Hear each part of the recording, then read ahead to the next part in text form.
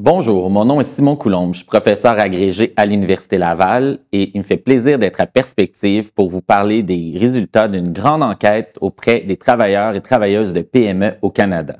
Au Canada, c'est près de 90% des travailleurs et des travailleuses qui sont employés dans les PME. C'est donc un vecteur essentiel de notre économie. Avec la COVID-19 et les transformations du travail qui ont été causées par la pandémie, il y a lieu de se demander comment ça va dans les PME, comment se porte le bien-être et la santé mentale des travailleurs et des travailleuses de PME. Dans la littérature scientifique, il y a peu d'informations sur ce sujet-là et peu de données actuelles en contexte québécois et canadien. C'est pourquoi, à l'hiver dernier, 2500 travailleurs et travailleuses de PME au Canada ont rempli un questionnaire incluant des mesures validées de différents aspects de leur bien-être, de leur santé mentale et aussi leur perception de leur environnement de travail. Il me fait plaisir aujourd'hui de vous présenter les grandes lignes, les grands faits saillants de cette enquête-là.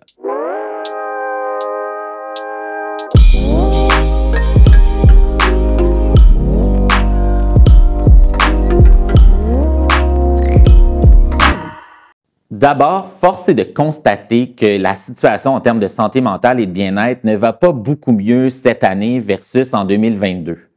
En fait, c'est près de 50% des participants à l'enquête qui rapportent vivre avec au moins une difficulté de santé mentale ou une dépendance. C'est 20% environ des personnes qui, lorsqu'on leur fait passer un questionnaire d'anxiété et de dépression, ont un niveau de symptômes qui est assez élevé pour dire que ça atteint un seuil clinique. C'est donc dire que pour près d'une personne sur 5, il y aurait possiblement un trouble d'anxiété ou de dépression qui est vécu par la personne. La situation est encore plus préoccupante chez les jeunes travailleurs et travailleuses.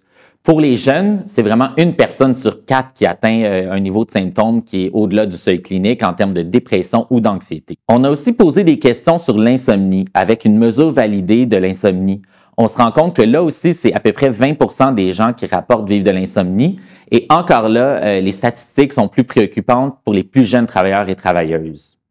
Comme on sait que le sommeil, c'est un aspect important tant pour la santé mentale que physique, c'est vraiment un indicateur important à suivre et dont il faut se préoccuper.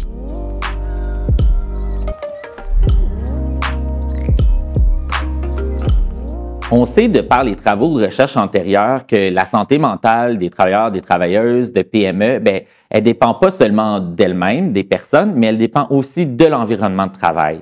C'est pourquoi on a posé une panoplie de questions sur les différents facteurs de l'environnement de travail qui pourraient contribuer au développement ou au maintien de certaines difficultés de santé mentale. En fait, c'est environ 50% des répondants à l'enquête qui rapportent qu'on leur demande de faire une quantité excessive de travail, ou encore c'est 50% des participants pour qui il y a des demandes contradictoires à leur égard au travail. Encore davantage, c'est près de 60% des répondants, des répondantes qui rapportent que leur travail est émotionnellement exigeant.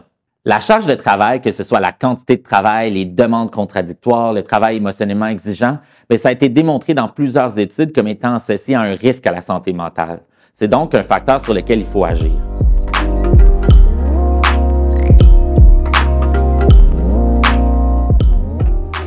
Les facteurs de risque dans l'environnement de travail peuvent aussi prendre leur source dans la culture ou le climat plus général dans l'organisation.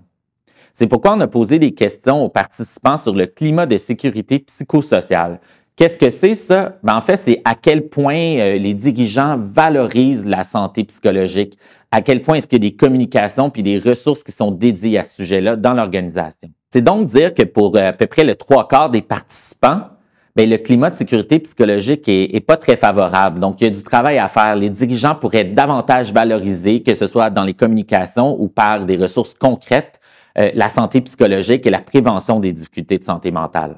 Au-delà des hauts dirigeants, les superviseurs ont aussi un rôle à jouer au quotidien pour soutenir la santé mentale. Lorsqu'on regarde les réponses des participants, des participantes à l'enquête sur le soutien reçu de leurs superviseurs, les résultats montrent que le soutien est modéré. Le soutien n'est pas nécessairement très fréquent ou très consistant. Donc, il y a de la place à l'amélioration. Il faut former davantage les superviseurs pour ne pas hésiter à prendre en compte la santé mentale de leurs employés dans leurs actions au quotidien.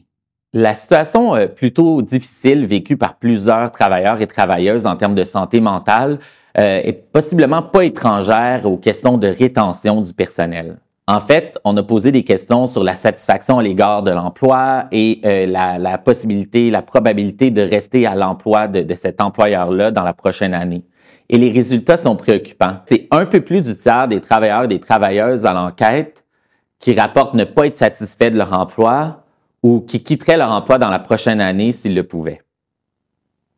Il y a donc du travail à faire du côté des dirigeants, des superviseurs pour mieux valoriser le travail de plusieurs des travailleurs et des travailleuses de PME, parce que la valorisation, la reconnaissance, le sentiment de sens, ce sont tous des aspects importants pour la santé mentale et le bien-être.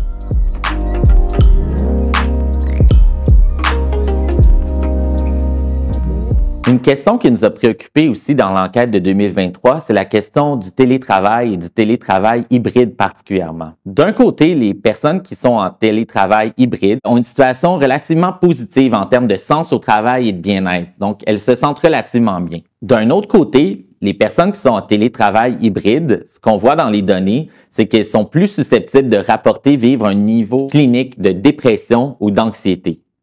Elles sont aussi plus susceptibles de rapporter vivre de l'épuisement professionnel, de l'insomnie et un niveau plus élevé de technostress. C'est le stress lié spécifiquement à l'utilisation des technologies dans le cadre du travail. Donc, pour résumer, le télétravail hybride, ça semble avoir des bons et des moins bons côtés. C'est possible que l'autonomie amenée par le télétravail hybride amène un certain sentiment de sens, un certain bien-être, mais il y a quand même des défis associés à ça qui posent des problèmes en termes de santé mentale. Comment faire face à ces défis-là ou comment prévenir ces défis-là? Bien, premièrement, il y a des choses que les personnes elles-mêmes en situation de télétravail hybride et même les travailleurs plus globalement peuvent faire. C'est ça qui est l'autogestion de la santé mentale. Dans notre étude, les stratégies d'autogestion qui sont ressorties comme étant associées à moins d'épuisement et des meilleurs indicateurs de santé mentale, c'est principalement essayer de se concentrer sur le moment présent dans le cadre du travail. Donc, par exemple, prendre des pauses, on peut faire de la méditation.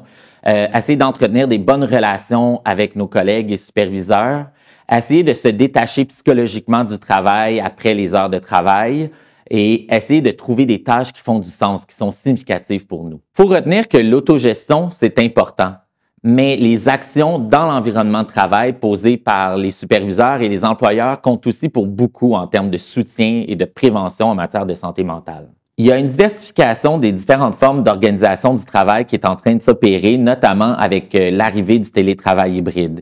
Et ça risque de continuer à s'opérer dans les prochaines années. Il y a aussi une plus grande reconnaissance d'une diversité de profils de travailleurs et de travailleuses dans les PME au Canada. Dans ce contexte-là, c'est important que les dirigeants et les superviseurs comprennent qu'il n'existe pas une recette magique ou une façon de soutenir la santé mentale de tous les travailleurs de PME au Canada. En fait, c'est surtout important que les dirigeants, les superviseurs s'intéressent à la situation de leurs travailleurs pour vraiment développer des solutions, des actions qui correspondent à leurs besoins. C'est ça le message qu'on veut transmettre aujourd'hui par cette enquête.